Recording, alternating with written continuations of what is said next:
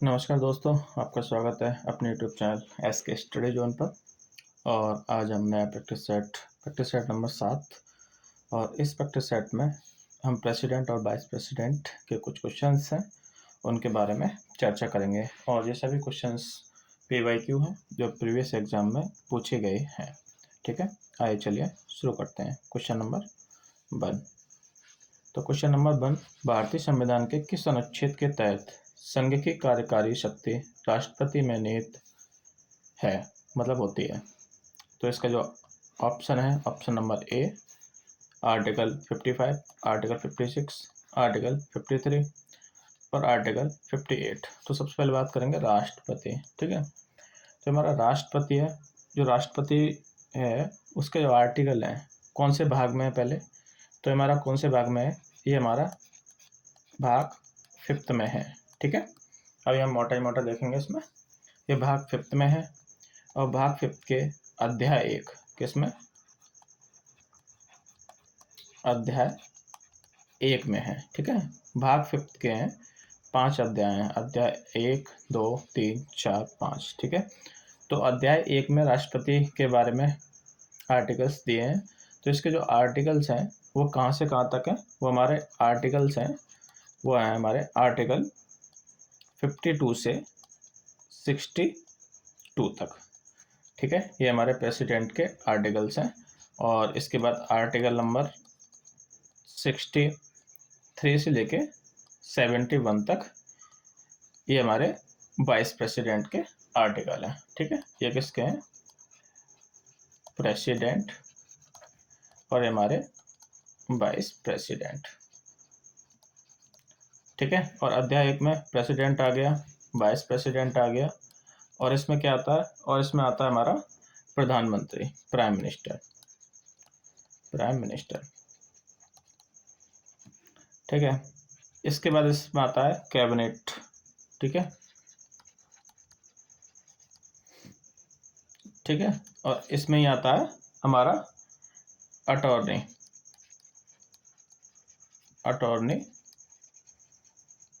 General of India.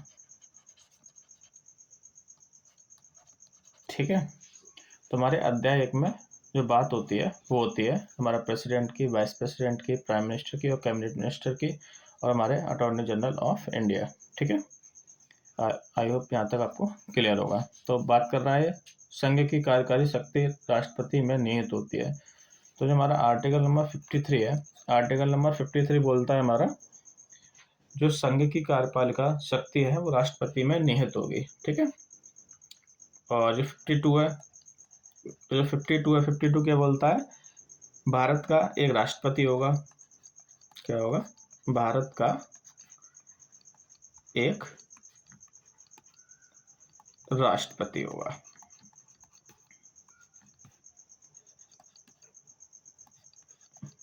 ठीक है, ये हमारा 52 बोलता है कि पहला आर्टिकल है तो बताएगा ही कि किसकी जरूरत है। ठीक है, और जो हमारा 53 है, 53 क्या बोलता है, संघ की कार्यपालिका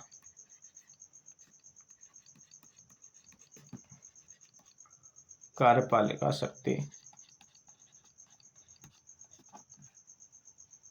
राष्ट्रपति में निहित होगी।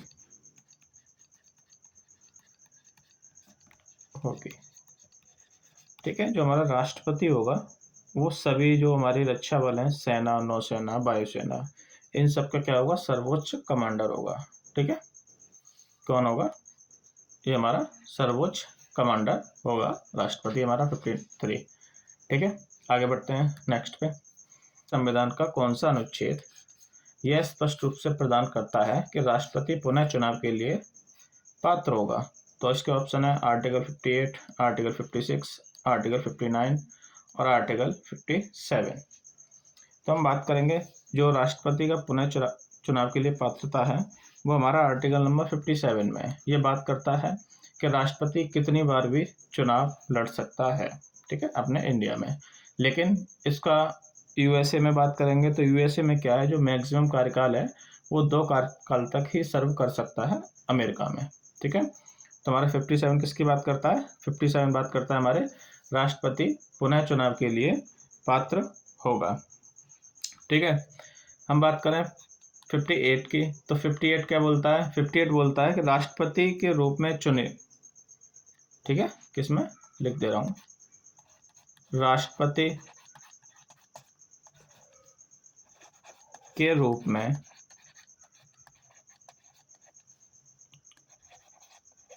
चुनाव के लिए योग्यता।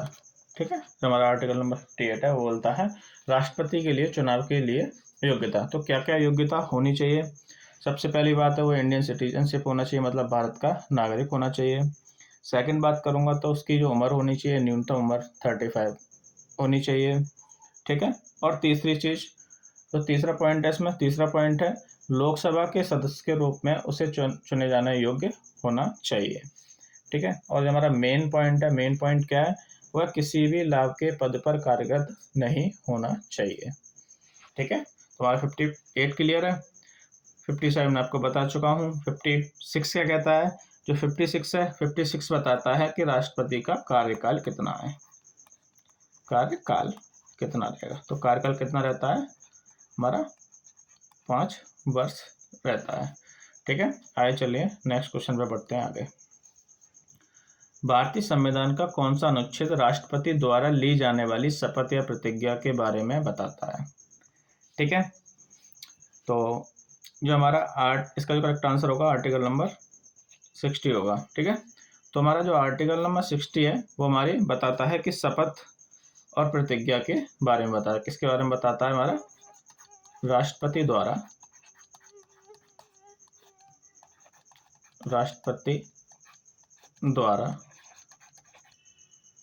शपथ या प्रतिज्ञा।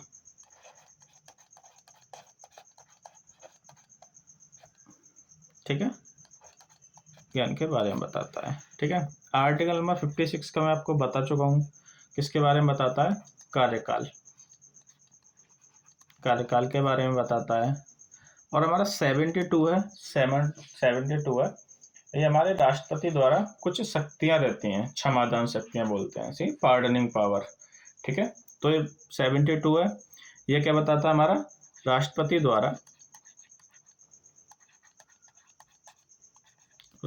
द्वारा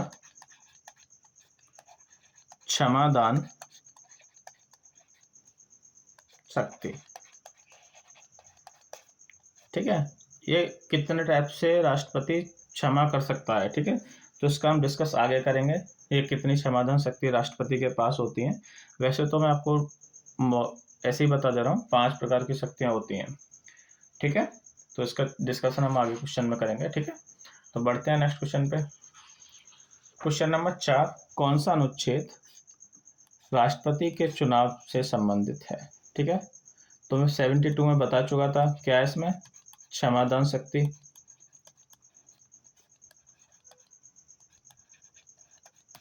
ठीक है, 54 में क्या है? राष्ट्रपति का चुनाव। क्या है हमारा? राष्ट्रपति का चुनाव।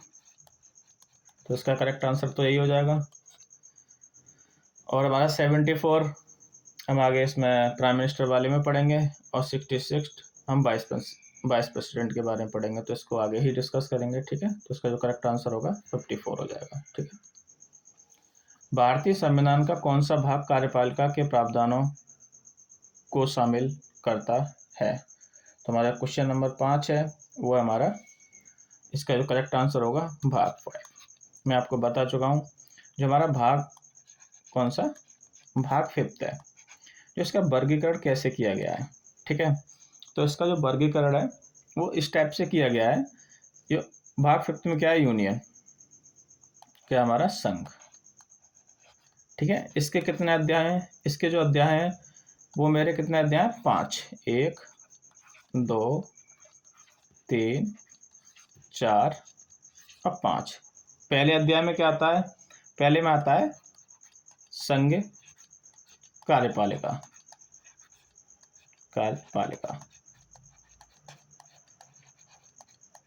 ठीक है। दूसरे में क्या आता है? संसद। तीसरे में क्या आता है? राष्ट्रपति द्वारा विधायी शक्तियां।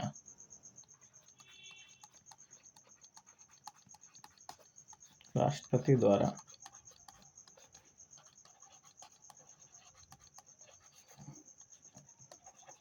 शक्तियां। ठीक है। तो चौथा हमारा वो है संघ न्यायपालिका।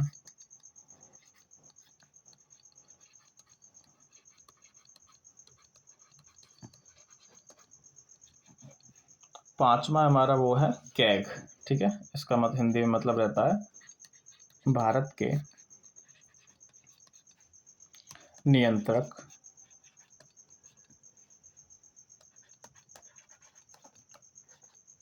एवं महालेखा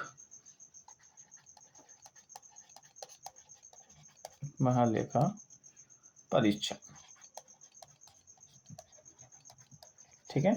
तो भाग 5 को कितने भागों में बांटा गया है? 5 भागों में बांटा गया है, 5 अध्यायों में बांटा गया है। तो पहले में है संघ कार्यपालिका। तो इसके अंतर्गत संघ कार्यपालिका के अंदर क्या क्या आता है? इसमें आता है पहले तो राष्ट्रपति आता है, उपराष्ट्रपति आता है, फिर प्रधानमंत्री आता है, फिर इसके बाद मंत्री परिषद आती है, फिर इसके बाद अटॉर्नी जनरल ऑफ इंडिया आता है। ठीक है। फिर इसके बाद अध्याय 2 में कौन सा? अध्याय 2 में जो आर्टिकल है हमारे, तो पहले इसमें आर्टिकल लिख दे रहा हूँ। ठीक है, इसमें जो आर्टिकल है, आर्टिकल 52 से लेके 78 तक अध्याय 1 में आता है। ठीक है। इसमें आर्टिकल नंबर 79 से 122 तक आता है। राष्ट्रपति द्वारा विधायी शक्तियों में इसमें आता है ओनली एक आर्टिकल, आर्टिकल नंबर 123। ठीक है। संघ न्यायपालिका, इसमें आता है हमारा आर्टिकल नंबर 124 से लेके 147 तक। ठीक है। जो इसके बाद भारत के नियंत्रक एवं महालेखा परीक्षक कैग रहता है, वो रहता है हमारा 148 से 151 तक। ठीक है। तो इसका ये प्रोसेस है, मतलब इस टाइप से इसको बांटा गया है। ठीक है। आइए बढ़ते हैं नेक्स्ट क्वेश्चन पे।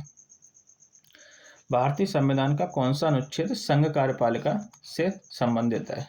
तो संघ कार्यपालिका से कौन सा संबंधित है? वो हमारा पहला ही। ठीक है। तो कौन से आर्टिकल से है? 52 से 78 तक। ठीक है। आगे बढ़ते हैं। भारतीय संविधान का कौन सा अनुच्छेद यह उल्लेखित करता है राष्ट्रपति अपने पद की अवधि समाप्ति के बावजूद तब तक पद पर रहेगा जब तक कि उत्तराधिकारी पद ग्रहण नहीं कर लेता? ऐसा किस अनुच्छेद में बोला गया है? ठीक है। तो जो हमारा आर्टिकल नंबर 56 है, कौन सा? आर्टिकल नंबर 56 में क्या है? आर्टिकल नंबर 56 में क्या है? इसका कार्यकाल। ठीक है। तो कार्यकाल जब तक कोई और ग्रहण नहीं कर लेगा तब तक उसी का कोई कार्यकाल चलेगा ना। तो इसका आंसर हो जाएगा कार्यकाल। ठीक है। और हमारा आर्टिकल नंबर 61 में क्या है? आर्टिकल नंबर 61 में हमारा क्या है? राष्ट्रपति के महाभियोग की प्रक्रिया। क्या है? महाभियोग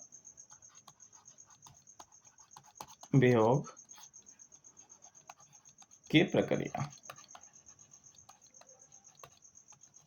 यह किससे ली गई है? जो इम्पीचमेंट की प्रोसेस है वो कहाँ से ली गई है? ये ली गई है यूएसए से। ठीक है। कहाँ से ली गई है? यूएसए से। और हमारा आर्टिकल नंबर 58 में क्या है? तो 58 में क्या है? राष्ट्रपति को चुने जाने के लिए योग्यता। ठीक है। तो एक इसमें क्वेश्चन बनता है, जो भारत के सबसे लंबे टाइम पीरियड तक सेवा करने वाले जो पहले कौन थे, मतलब पहले राष्ट्रपति कौन थे जिन्होंने सबसे ज्यादा लॉन्गेस्ट सर्विंग कौन सा? लॉन्गेस्ट सर्विंग प्रेसिडेंट कौन है? हमारे राजेंद्र प्रसाद।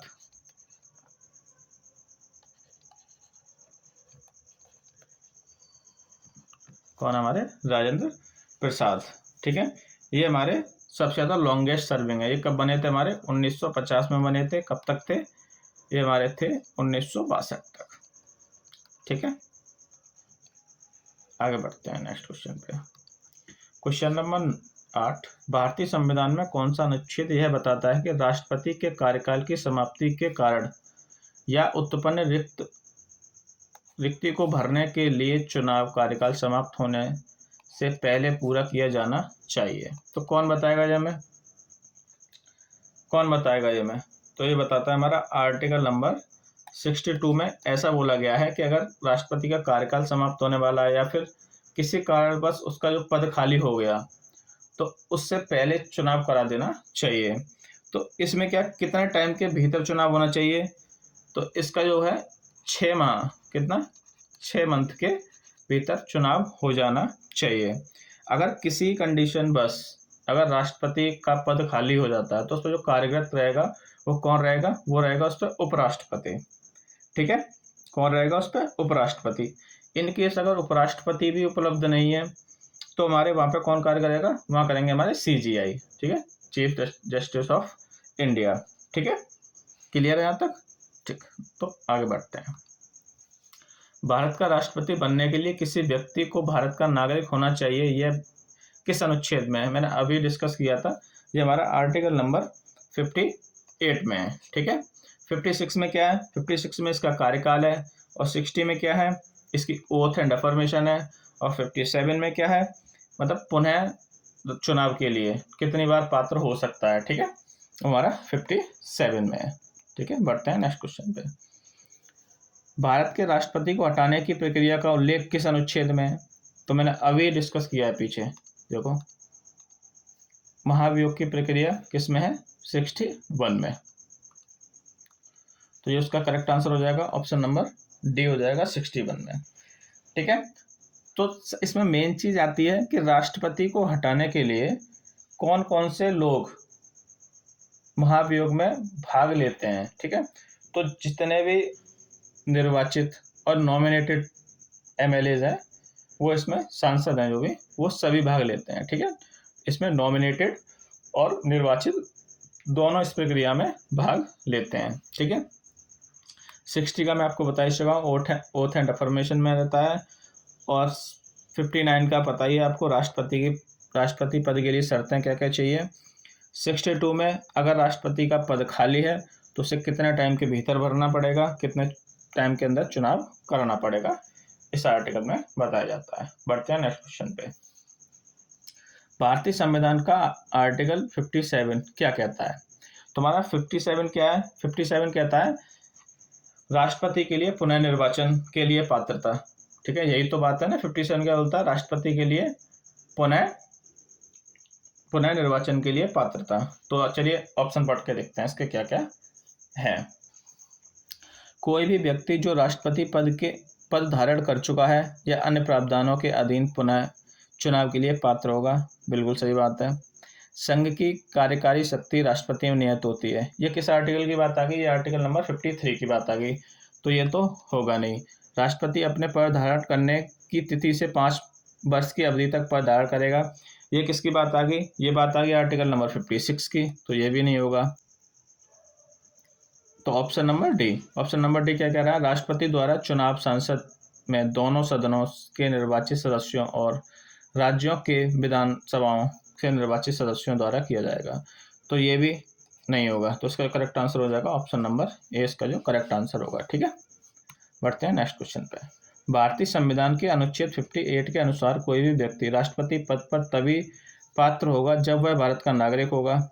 ठीक है, उसने डैश वर्ष की आयु पूरी कर ली होगी और लोकसभा के सदस्य बनने की योग्यता रखता होगा।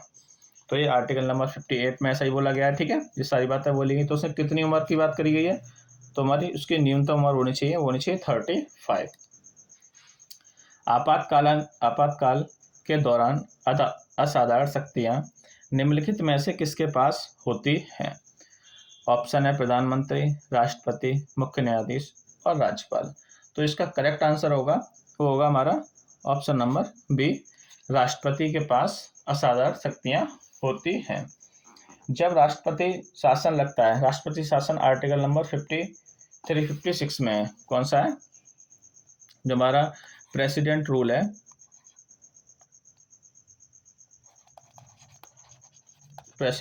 है, वो कौन से आर्टिकल में लगता है? हमारा लगता है आर्टिकल नंबर 356 में। ठीक है, इस जब ये लगता है तो इसमें क्या है, आर्टिकल नंबर कौन सा, आर्टिकल नंबर 20 और आर्टिकल नंबर 21 को छोड़कर सारे आर्टिकल सस्पेंडेड कर दिए जाते हैं, मौलिक अधिकार सस्पेंड कर दिए जाते हैं। ठीक है, आइए बढ़ते हैं नेक्स्ट क्वेश्चन पे। भारतीय संविधान का कौन सा अनुच्छेद यह शर्त रखता है कि राष्ट्रपति पद ग्रहण करने के बाद संसद या राज्यसभा विधानमंडल का सदस्य नहीं होगा? तो किस में बात करी गई है ये वाली, कि कौन सी शर्त की बात कौन सी करता है? मैंने आपको बताया तो आर्टिकल नंबर 59 में राष्ट्रपति पद के लिए शर्तें हैं, तो इसका जो करेक्ट आंसर हो जाएगा। क्वेश्चन नंबर 15, भारत के राष्ट्रपति को हटाने के संबंध में कौन सा कथन सही है? ठीक है, तो महाभियोग प्रक्रिया संसद के किसी भी सदन में शुरू हो सकती है। ठीक है, क्या सही बात है? ठीक है, बिल्कुल सही बात है, किसी भी सदन में तो हो सकती है। ठीक है, ये सही हो गया।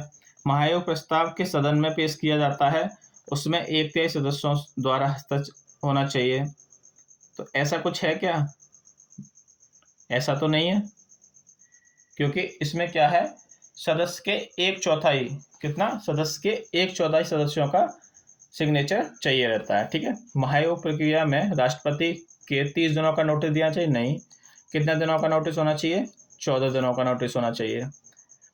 महाभियोग प्रस्ताव उन सदन के कुल सदस्य के 2/3 बहुमत पारित किया जाता है, बिल्कुल सही बात है। तो ये दोनों गलत होंगे। ठीक है, ऑप्शन देख लो, ऑप्शन नंबर डी, क्योंकि जब किसी संसद में बात चल रही है, इसको क्या स्पेशल मेजोरिटी से पास कराना कंपलसरी है। ठीक है, महाभियोग की अगर आप चला रहे हो, अभी तक तो ऐसा इंडिया में कुछ हुआ नहीं है कि कोई भी महाभियोग की प्रक्रिया से हटाया गया हो। ठीक है, किस क्षेत्र में हटा सकते हैं? ठीक है, सबसे मेन चीज़ तो है किस क्षेत्र में, तो इसमें मेन आंसर हो जाएगा इसका कि आप संवैधानिक पद का दुरुपयोग ना करें। ठीक है, उस कंडीशन में। बढ़ते हैं नेक्स्ट क्वेश्चन पे। भारत में सशस्त्र बलों के प्रमुख होने के नाते गणतंत्र दिवस की परेड में विभिन्न रेजिमेंट को सलामी कौन लेता है? तो इसका जो करेक्ट आंसर हो जाएगा वो हो जाएगा हमारा भारत के राष्ट्रपति हैं, क्योंकि वो सर्वोच्च कमांडर होते हैं सभी प्रमुख बलों के। ठीक है, जितने भी रहते हैं उन सबके सर्वोच्च कमांडर होते हैं। तो ठीक है, तो इस केस में नेक्स्ट क्वेश्चन, जब भारत का राष्ट्रपति किसी विधेयक को अनिश्चित काल के लिए लंबित करता है तो इसे क्या कहते हैं? ठीक है, तो ये थोड़ा आगे का क्वेश्चन आ गया है, तो जो इसका करेक्ट आंसर होगा ऑप्शन नंबर सी होगा। इसको हम आगे वाली क्लासों में करेंगे। इसमें क्या है, राष्ट्रपति के पास पावर्स होती हैं। ठीक है, आर्टिकल नंबर 111, कौन सा, आर्टिकल नंबर 111 में शॉर्ट में बता दे रहा हूँ, ज़्यादा डिस्कस ना करें, मतलब अंदर नहीं जाएंगे। तो इसके बाद राष्ट्रपति के पास 3 पावर होती हैं, 3 वीटो पावर होती हैं। ठीक है, तो उसमें राष्ट्रपति का पॉकेट वीटो यहाँ पे लग जाएगा। ठीक है, आगे बढ़ते हैं। संसद के सदस्यों की योग्यता के प्रश्न पर भारत के राष्ट्रपति किसके परामर्श के लिए निर्णय लेते हैं? ठीक है, तो जब संसद में जो सदस्य हैं उनकी अयोग्यता पर बात आएगी तो उसमें क्या करते हैं, वो हमारे भारत के निर्वाचन आयोग का डिस्कस करते हैं। नेक्स्ट क्वेश्चन, भारत के राष्ट्रपति चुनाव में निम्नलिखित में से कौन से लोगों द्वारा किया जाता है? ठीक है, तो जो राष्ट्रपति का चुनाव रहता है उसमें संसद दोनों सदनों में उनके निर्वाचित सदस्य भी रहते हैं और विधानसभाओं के निर्वाचित सदस्य भी रहते हैं। तो इसका करेक्ट आंसर होगा ऑप्शन नंबर ए हो जाएगा। जो प्रणाली व्यक्तिगत नेतृत्व पर आधारित होती है वह प्रणाली कौन सी है? तो इसका करेक्ट आंसर होगा राष्ट्रपति प्रणाली। ठीक है, तो बढ़ते हैं नेक्स्ट क्वेश्चन पर। क्वेश्चन नंबर 22, भारत के राष्ट्रपति के बारे में निम्नलिखित में से कौन सा कथन सही नहीं है? तो राष्ट्रपति का कार्यकाल 5 वर्ष का होता है, बिल्कुल सही बात है। वह संसद का हिस्सा होता है, बिल्कुल सही बात है। संसद द्वारा पारित प्रत्येक विधेयक राष्ट्रपति की स्वीकृति के लिए लिया जाता है, जिसके बाद वह कानून बनता है, बिल्कुल सही बात है। राष्ट्रपति के बाद वीटो शक्ति प्राप्त है, जिसके द्वारा वह संसद द्वारा पारित विधेयक को रोक सकता है या स्वीकार कर सकता है। ये बिल्कुल गलत है। ठीक है, तो इसका करेक्ट आंसर हो जाएगा, यही हो जाएगा। ठीक है, राष्ट्रपति के पास वीटो शक्ति होती है, ठीक है, लेकिन उसको लौटा सकता है ठीक है, अस्वीकार भी कर सकता है, लेकिन सिफारिश के कंडीशन पे। ठीक है। नेक्स्ट क्वेश्चन, भारत के केंद्र शासित प्रदेश का शासन कौन करता है? तो इसका करेक्ट आंसर होगा, सिंपल है, राष्ट्रपति। ठीक है। भारत में सेवानिवृत्त राष्ट्रपति को मिलने वाले लाभों के संबंध में कौन सा कथन सही नहीं है? ठीक है, तो इसमें कौन सा कथन सही नहीं है? भारत के पूर्व राष्ट्रपति को 2.5 लाख रुपए का मासिक वेतन मिलता है? नहीं, ऐसा तो कहीं मेंशन है नहीं। ठीक है, तो ये भी गलत। उन्हें निजी सचिव या सहायक की सुविधा मिलती है? नहीं। उन्हें मुक्त यात्रा वगैरह सुविधा मिलती है? नहीं। तो इसका करेक्ट आंसर हो जाएगा ऑप्शन नंबर डी। भारत में सभी केंद्रीय विद्यालयों के आयुक्त कौन होता है? तो इसका करेक्ट आंसर हो जाएगा महाराष्ट्र के राष्ट्रपति। ठीक है। नेक्स्ट क्वेश्चन, भारत के राष्ट्रपति की शक्तियां और कार्य किसके समान होता है? ठीक है, तो हमारी ब्रिटेन की महारानी है, उनके समान भारत के राष्ट्रपति का कार्य और शक्तियां उनके हिसाब से रहती हैं। ठीक है, तो इस वीडियो में इतना ही, और आपके 25 क्वेश्चंस वीडियो में कंप्लीट हो गए, और आपका स्कोर कितना रहा कमेंट में ज़रूर बताएं। अगर आपको वीडियो अच्छी लगी हो तो वीडियो को लाइक करें, चैनल को सब्सक्राइब करें, और ऐसी वीडियो के लिए हमें फॉलो जरूर करें। जय हिंद, जय भारत।